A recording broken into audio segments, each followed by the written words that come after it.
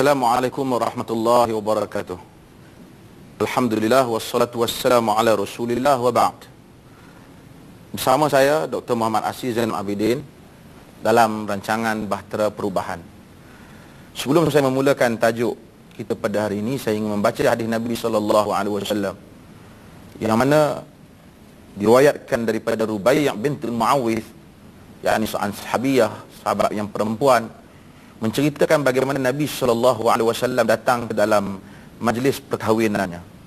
Bila Nabi datang ke dalam majlis perkahwinannya, katanya, faja'alat juwairiyatun lana yadribna bid-duf wa yandubna man qutila min abai yawma badr idh qalat ihdahunna wa fina nabiyyun ya'lamu ma fi ghad faqala da'i hadhihi wa quli billati kunti taqulin. Kata Rubaiyah, bila Nabi datang ke dalam majlis itu, menyebabkan gadis-gadis dalam majlis itu memukul gendang dan kemudian mereka menyanyi. Mereka mungkin tujuan mereka untuk menceriakan majlis perkahwinan, dan Nabi SAW memang suka diceriakan majlis perkahwinan itu. Dan mereka pukul gendang dan mereka menyanyi, dan di kalangan mereka itu ada yang menyebut tentang sejarah bapa-bapa mereka yang terbunuh dalam peperangan Badar. Dan salah seorang mereka menyebut wa fina nabiyyun ya'lamu ma fi ghad. Salah satu dari pelirik yang disebut itu, dia kata, di sisi kami ada seorang nabi yang mengetahui apa yang akan berlaku pada hari besok. Nabi bila dengar hal ini, Nabi kata da'i hadhihi wa quli billadhi kunti taqulin. Tinggalkan benda ni, jangan cakap yang ni, jangan kata yang ni, jangan masukkan lirik ni. Kata macam mana yang sebelum daripada ni. Yang ni lirik yang lain tu tak apa, lirik ni jangan. Kita lihat dalam hadis yang sahih ni yang diriwayatkan oleh Imam Al-Bukhari, kita dapati bahawasanya Nabi SAW pertama tidak menghalang untuk manusia berhibur. Namun dalam masa yang sama, baginda SAW memastikan bahawa ucapan, lirik, inti kandungan hiburan itu betul. Bila dia sebut Nabi mengetahui benda yang akan berlaku pada masa depan, ini tidak benar. Yang mengetahui apa yang nak berlaku besok ialah Allah Subhanahu Wa Taala. Maka Nabi tapis lirik ni. Bila kita lihat kepada hadis ini, kita akan dapati bahawasanya Islam membenarkan hiburan, tetapi Islam mengawalnya jangan sampai ia terbabas.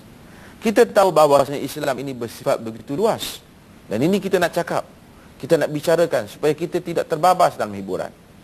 Kita tahu bahawasanya Islam ini begitu luas, ia tidak jumud. Nabi SAW sendiri apabila datang ke dalam majlis perkahwinan, tengok orang Ansar berkahwin, lengang saja. Nabi bertanya Aisyah radhiyallahu anha. Nabi kata, ya Aisyah, makana ma'akum lahu, wahai Aisyah, tak ada kehiburan. Fa innal ansar yu'jibuhumul lahu, kerana orang Ansar ini sukakan hiburan. Ni kahwin diam saja. Kalau perkahwinan diam tu macam majlis orang mati, kan? Tapi perkahwinan ini mestilah ada hiburan, orang ceria. Jangan jadi masyarakat kita.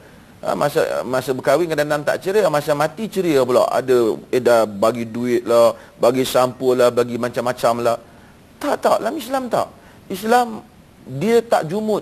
Bila kahwin Nabi suruh ceria. Bahkan ada baginda SAW sebut dalam hadis Tirmizi, baginda kata faslu ma bainal halal wal haram ad-duf was-saut. Yang membezakan antara yang halal dan yang haram ialah pukulan gendang dan nyanyian. Apa yang saya nak cerita bahawasanya keluasan Islam beri. Seseorang boleh menikmati hiburan di dalam Islam. Untuk kadang-kadang manusia ni kadang-kadang ada masa dia bosan, ada masa dia tak gembira, ada masa dia jemu. Kadang-kadang bila dia mendengar nyanyian, dia mendengar lafaz-lafaz tertentu, lirik-lirik yang baik, maka dia merangkali seronok. Dan Nabi tahu perasaan orang. Orang bila datang kenduri, makan senyap, lepas tu balik, dia kan tak padan, itu dinamakan kenduri perkahwinan. Dan Nabi kata, kenapa diam ni? Adakan hiburan. Sidang penonton yang dirahmati Allah Subhanahu Wa Taala. Bahkan Nabi SAW membenarkan adanya pertunjukan hiburan dalam masjid. Dalam hadis Aisyah radhiyallahu anha menyebut bahawasanya dia melihat pertunjukan Habasyah yal'abuna fil masjid. Bermain dalam masjid. Dia duduk di belakang Nabi SAW. Kata Aisyah dalam hadis Imam Bukhari, kata dia, faqduru qadar jariyah, faqduru qadar jariyatil hadithatis sin al-haritha 'ala lahu. Kamu ukurlah dengan kadar seorang budak perempuan yang masih muda yang minat dengan hiburan ni. Bila tengok jariah buat pertunjukan, aku duduk di belakang Nabi. Ini menunjukkan Nabi SAW memberikan ruang yang luas kepada hiburan di dalam Islam, tetapi dalam masa yang sama saya akan bahaskan selepas daripada ini bagaimana hiburan-hiburan ini mesti juga dalam masa yang sama mempunyai peraturan-peraturannya supaya tidak melanggar syariat Allah Subhanahu Wa Taala dan kita bersambung.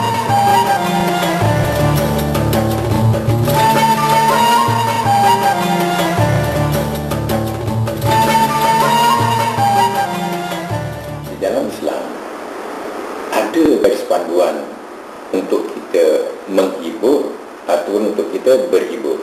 Maka seharusnya sebagai seorang seniman, dia perlu menunjukkan image yang baik. Kemudian dia perlu mencipta karyanya yang baik, yang boleh mengingatkan pada kehebatan, kebesaran dan keagungan Allah. Atau paling tidak, iaitu boleh mengajak manusia kepada berakhlak mulia, iaitu kepada berjiwa mahmudah, berjiwa murni. Maknanya hiburan ni, kita lihat balik, mestilah hiburan itu hiburan yang tidak bercanggah dengan larangan Allah.